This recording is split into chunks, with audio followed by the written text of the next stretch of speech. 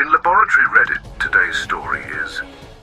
My father stopped paying for my college over one failed class while continuing to support my cousin. When I checked his emails, I discovered why he treated my cousin like a son, the 20-year affair that destroyed 2 marriages. I'm 18 years old in my first year of college, which has turned out to be much harder than I expected. Moving away from home, balancing classes, and trying to understand everything has been completely overwhelming. Despite my efforts, I couldn't catch up and ended up failing one class at the end of the semester. I was terrified. Failing seemed like the worst thing that could happen to me. But what made everything worse was having to tell my father, Drake, 46. I thought he would be angry, of course, but I also believed he would give me a chance to explain myself. I was wrong. When I told him I had failed a class, he exploded. He accused me of wasting his money, saying that I wasn't taking college seriously and that I needed to learn a lesson. His anger caught me completely by surprise because I had always been a good student. I had perfect grades in high school, worked hard, and always did my best. This was the first time I had academic problems, and it was a hard blow for me, too. I explained that it was just one class and that I could easily make it up, but he wouldn't listen. He said this mistake proved that I no longer deserved his support. Then he gave me the worst possible news. He would no longer pay my tuition. I had always tried to make him proud, and now, after a single failure, he was turning his back on me.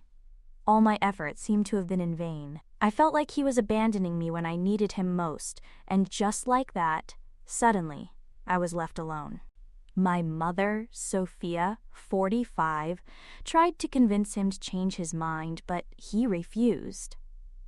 He told me I needed to grow up and face the consequences of my actions. He didn't seem to care in the slightest. For weeks, I struggled to figure out what to do. I looked for student loans and part-time jobs, but I felt completely lost. If it was already difficult with tuition paid by my father, now it was even worse. Then I discovered something that made everything worse. My cousin David, 19, my father's nephew, had started college the year before. I knew my father paid his tuition because he used to say that my Uncle Frank, 48, had done a lot for him when he was young, and he wanted to return the favor by taking on this responsibility. I always thought it was just some occasional help, like covering some books or helping with rent. But no, my father was paying for everything. Tuition, books, housing, absolutely everything. There I was, struggling to find a way to stay in college, while my father was financing everything for someone else. When I told him I thought it was unfair, he replied that David deserved it because he got good grades, unlike me. He even said to me, "Why should I reward failure?" That destroyed me because he didn't even try to hide that he cared more about David than me.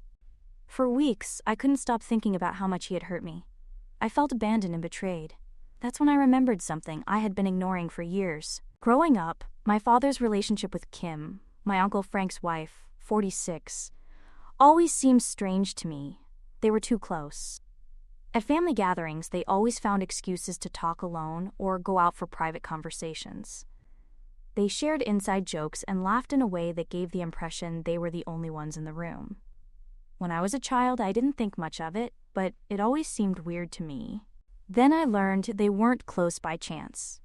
My father and Kim had grown up together in the same neighborhood. Their families were close, so they spent a lot of time together as children. My mother dismissed it as unimportant, saying they had always been good friends, but their relationship always seemed deeper than just a childhood friendship. Later, I discovered they had briefly dated during adolescence.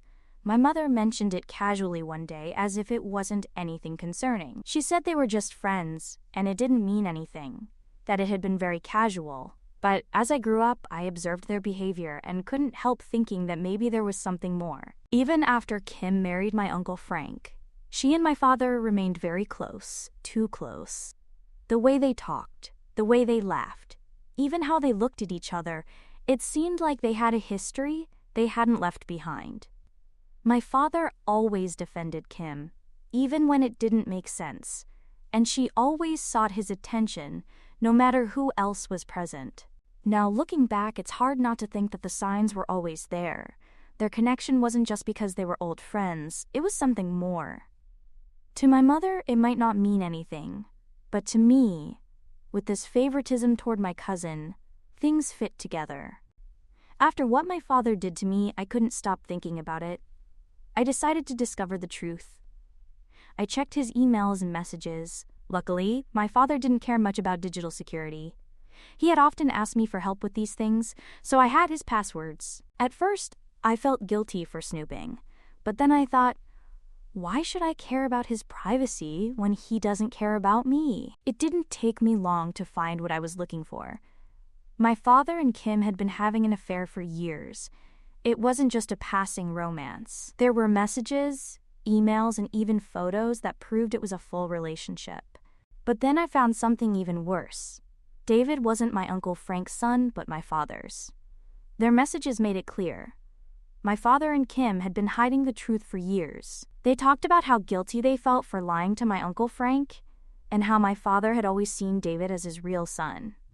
It also explained why my father paid for David's college. He felt responsible as his father. Suddenly, everything made sense. My father's favoritism toward David wasn't just about being a good uncle. David was his son, the son he had with the woman he truly loved. Meanwhile, I was the daughter he didn't care about, and who tied him to his marriage with my mother.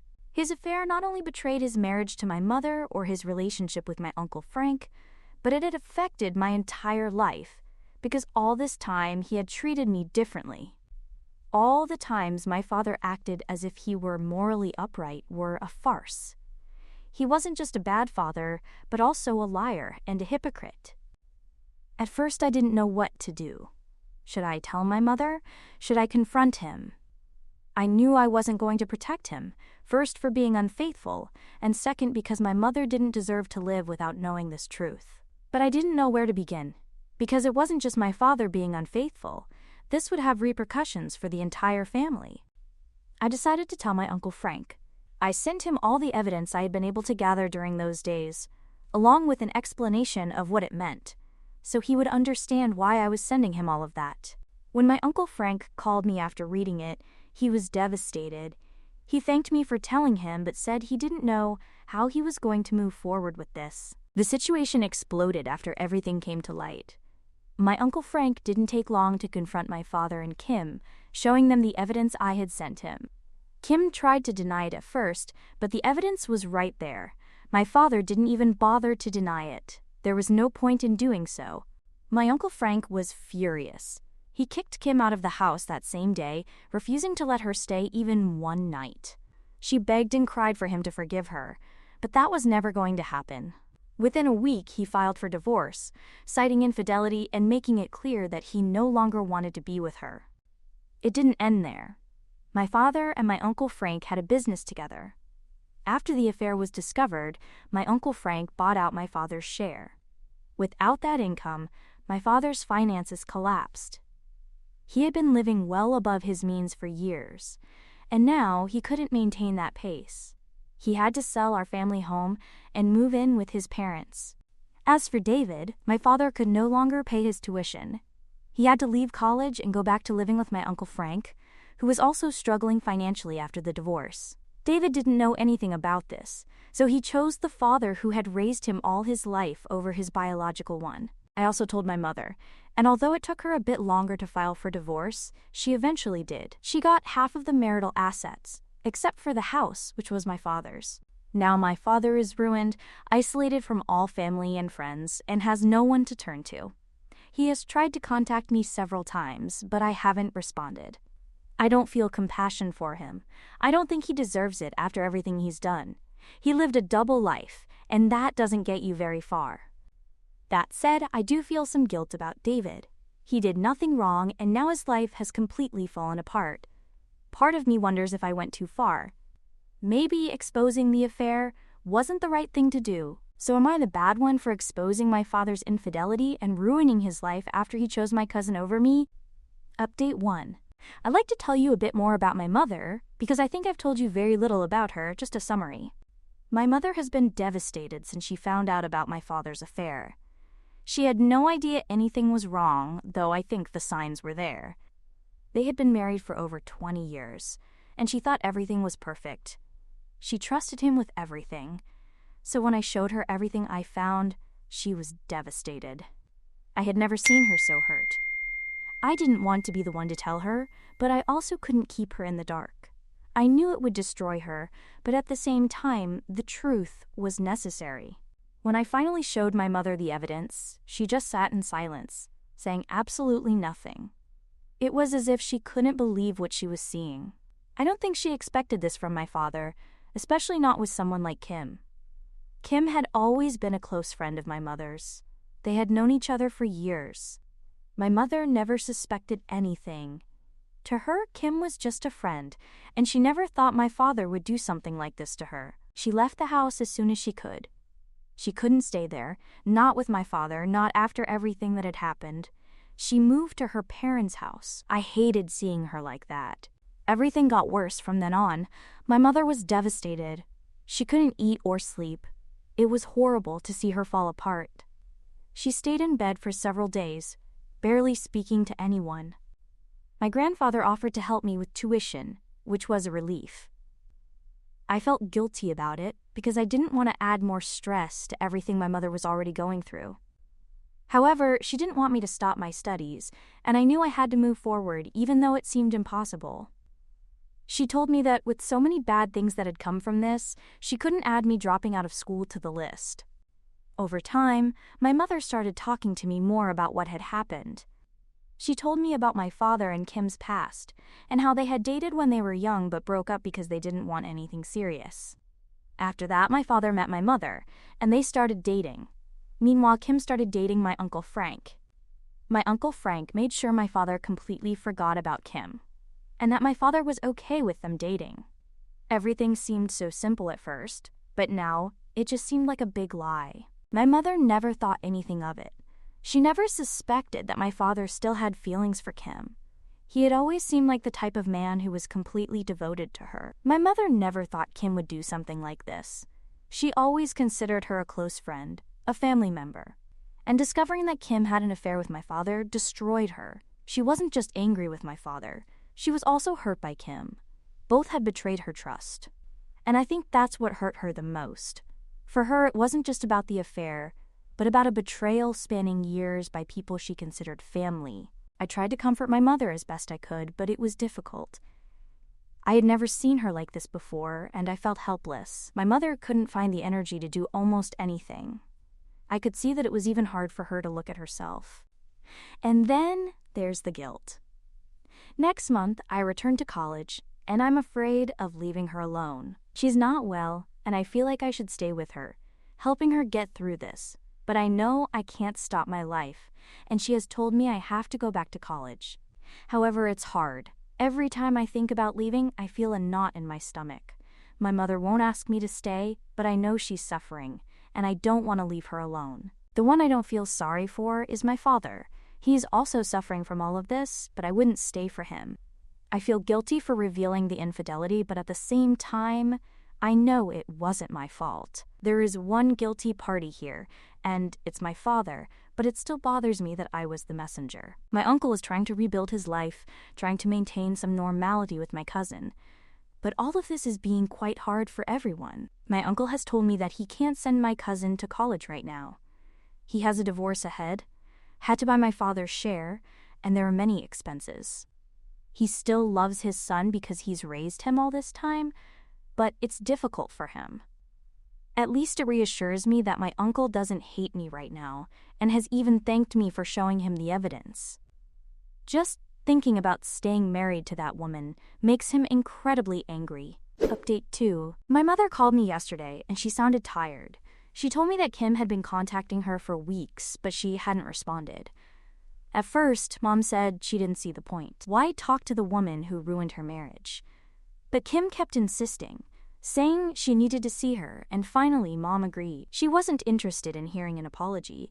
She just wanted to know the details. Still, the first thing Kim did was start apologizing immediately. She said everything you'd expect, how sorry she was, that she didn't want to hurt her, that she shouldn't have done it. Mom didn't care. She interrupted Kim and told her she didn't want to hear excuses or apologies. She wanted to know what had happened, everything, from the beginning. Kim hesitated, but my mother had agreed to the meeting to learn these things, and it was the only reason she wasn't jumping on her at that moment. If Kim wanted to leave there unharmed, she had to be honest. It started years ago, before my parents were even married. For a while, things were normal. Dad and Kim were just friends, and Mom also became close to Kim. But then, one night at a party they hosted together, everything began. Everyone had been drinking a lot, and at the end of the night, Mom and my Uncle Frank went to sleep. But Dad and Kim stayed up talking. At some point, Dad told Kim he still had feelings for her. And to his surprise, or maybe not so much, Kim said she felt the same way. And they ended up sleeping together that night. The next day, Dad and Kim promised each other that what they did was a mistake and that it would never happen again. Both felt guilty, but that wasn't the end. They kept that secret, finding ways to spend time together whenever they could. Neither wanted to leave their partners. They said they didn't want to ruin what they had with them, but in reality, they just didn't want to face the consequences. They believed they could hide their affair while maintaining their relationships. After a few months, my Uncle Frank proposed to Kim. Dad assumed Kim would say no. He believed she loved him and would reject my Uncle Frank so they could be together. But she didn't. She said yes. Dad was surprised and furious. He felt as if she had rejected him even though they had been seeing each other in secret for months. He expected her to leave my Uncle Frank for him, but instead, she agreed to marry him. Out of anger and frustration, Dad decided to propose to Mom. It wasn't because he was ready or deeply in love. It was because he didn't want to feel left behind.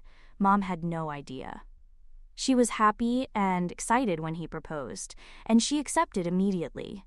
Both couples got married within 2 months of each other. And to everyone around them, everything seemed perfect. 2 happy couples starting their lives together. But it was all fake.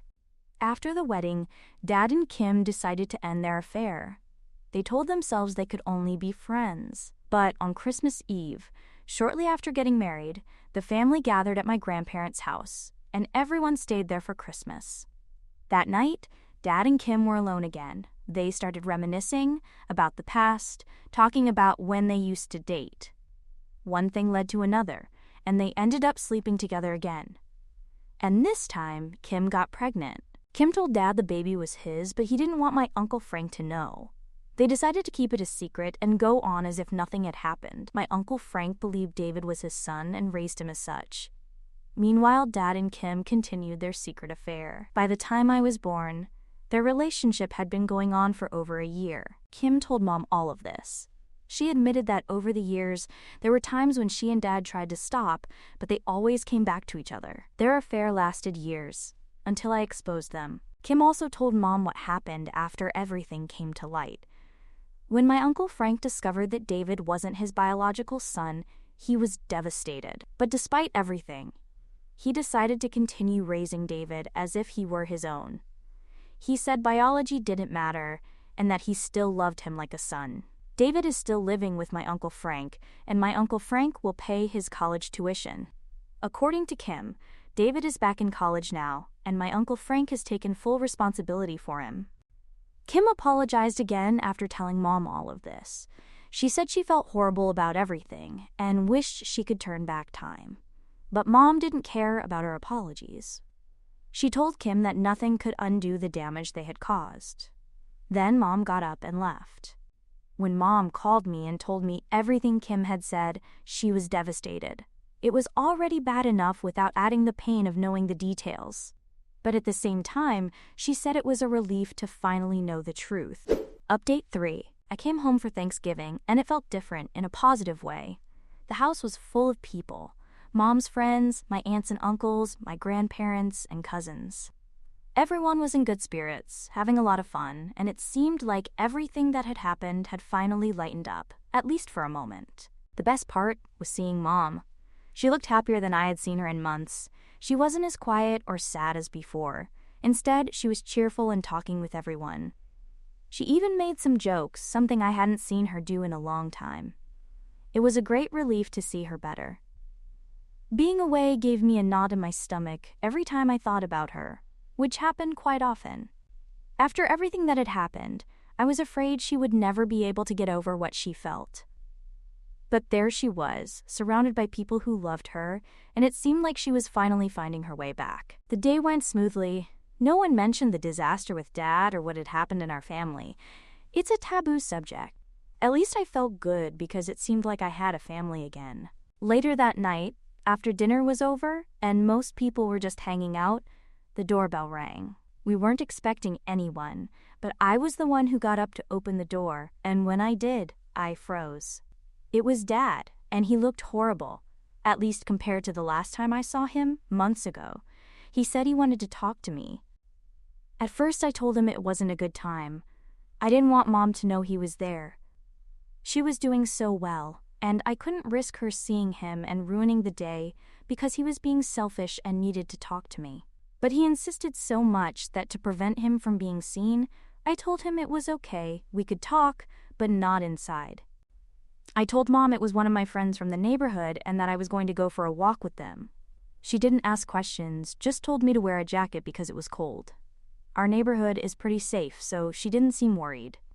I went out and took Dad to a small park. He tried to seem genuinely concerned about me, asking how I was and how college was going. I told him everything was fine, that I was doing well. He told me he was now working at a local restaurant, that the pay wasn't very high, but it was enough. Then he asked about Mom. I told him I wasn't going to talk about her with him. I couldn't believe he had the nerve to ask about her after everything he had done. I felt so angry that I exploded. I told him how much she had loved him, how she trusted him above all else, and how he had broken that trust in the worst possible way. She had done everything for him, stood by him through good times and bad, and he had been betraying her for years. She believed in him, and he repaid her with all these things. And now he had the audacity to ask about her, to even pretend that he cared. Dad stood there, letting me vent. He didn't interrupt me or try to defend himself. And when I finally quieted down, he said he knew he had ruined everything. He said he had destroyed everything, and didn't blame Mom or me for not wanting anything to do with him. He admitted that he had lost everything, his wife, his family, even the respect of his parents and siblings. He told me that before all this, he had a family that loved him. Now he had no one. He said he didn't deserve forgiveness, but he hoped to rebuild something with me. He said he didn't want to lose me too. The only reason he was there asking to talk was because he had no one else, and that day was particularly hard because he felt alone. I told him I wasn't going to be his last option, that I wasn't going to be there for him now that he had no one. He said he understood, but he wanted me to know that he would be there for me if I ever needed him for anything. He gave me his new number and apologized again. Then I got up and went back home, while he stayed sitting on that bench. When I got back home, I didn't tell Mom what had happened. She was still downstairs, laughing and chatting with her sisters. She looked so happy that I didn't want to spoil it. Instead, I went up to my room and lay down. Update 4. Some have been asking what happened to my Aunt Kim, and I don't have answers for you. I know she went to her parents' house, but not much has been heard about her. My uncle doesn't want to talk about her, which I respect. And the only person who might have contact with her would be my cousin, but he hasn't wanted to have contact with me. I felt bad about that because until now I felt guilty for having ruined his life. Mine wasn't much better either, but he was the one who had a father who wasn't his biological father all this time. Well, that's been until now. My uncle still had hope that he was his biological son. For my aunt, it was clear he was my father's son, but there was never a message or an email that talked about a paternity test. So my uncle proposed to my cousin to take one, at least to not live with the doubt. But that test was never done, because after my cousin gave many excuses, he finally confessed that he had already done one with my father. And you know what's the worst part? That he only agreed to have a relationship with my uncle so he would pay for his college. He knew my father couldn't pay for it with everything that was happening. And instead, he made my uncle, who wasn't doing well financially, make an effort to pay for it. All while knowing, for at least 5 years, that he wasn't my uncle's son. Now he's had to leave college because he can't get a part-time job like I did, or seek financial aid. It's true that my grandfather is helping me, but I've tried to make that financial burden not too heavy for him. My uncle has also offered to help me at this time, but I've thanked him and said no because I'm fine. It might take me a little longer, but I'm putting effort into this. What is taking a lot of effort is understanding my father, my aunt, and my cousin. It's as if there's something in their DNA that makes them bad people. They've all lied, cheated, and hidden things. The only consolation I have is that my father, at his age, is in a poorly paid job, that my aunt is living with her parents, isolated from much of the family, and that my cousin has ruined his future. They deserve what they have.